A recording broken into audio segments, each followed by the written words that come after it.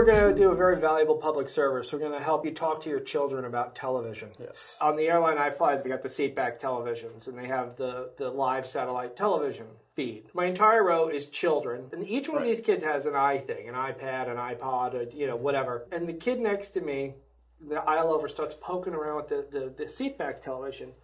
And he goes to his dad. He says something like, "Dad, there's something wrong with this." He's touching it. Yeah, he's trying to make a show play.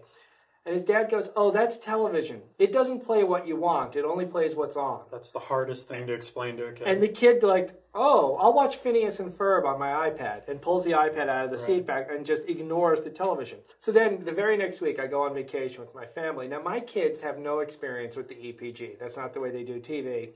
My little one, my 5-year-old, is trying to use the remote, and she's going up and down the EPG. Right. And she's trying to go to the right. She's trying to go off into the future. Makes sense. And she goes, "Dad, it's broken." I'm like, "No, it's not broken. It's working fine." She goes, "But it won't play the show." Right. It's the whole, how do you explain, we call it linear programming to your kid. What happens, like at your household, we'll sit in front of my iMac, we'll go on Google Images, and he'll say, "Okay, I want to see Batman." Right. I just type it into Google Images, and that screen fills up. You got to be careful there. You never know what you're going to get. But that screen fills up with eye candy for a 4-year-old boy. It's just big pictures of Batman. And he doesn't understand why that doesn't happen on the TV, and he can't get what he wants when he wants it. Why doesn't it?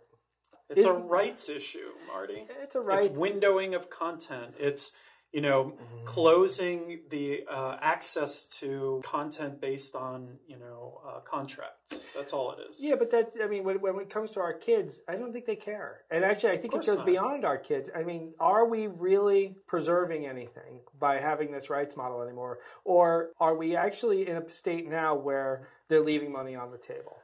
I think they are, but I think it's a protecting the content issue. I mean, it's definitely not a user interface issue. We could design interfaces to make it easier and to reduce friction in accessing on-demand content. Are our children basically showing us the media model that has to be, and the ecosystem just has to adapt? Because it's not really, honestly, it's not just our kids. There's an entire cohort of people here who just do video on demand. It's not...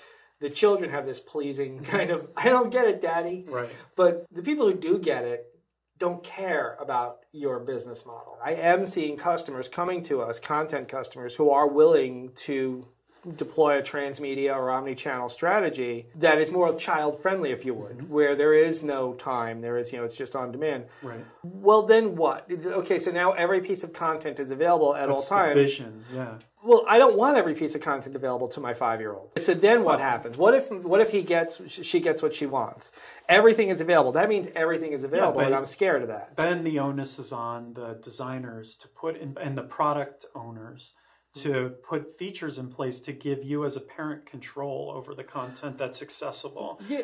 Then it becomes a simple interface issue.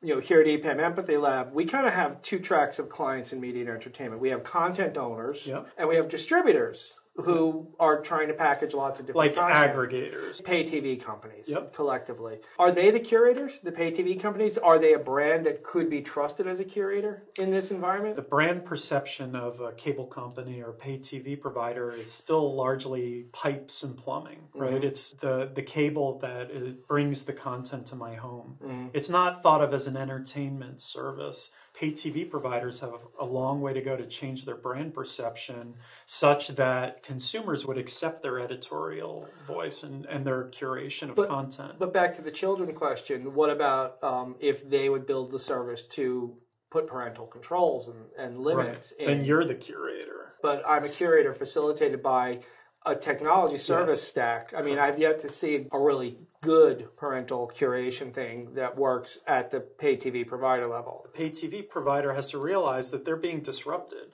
And once they come to that realization that they have to transform their business, then they've got a lot to do to create a roadmap of change. One of the things that I think is really important is that maybe it's not time for us to talk to our children about television. Maybe it's time for us to start listening to our children about television.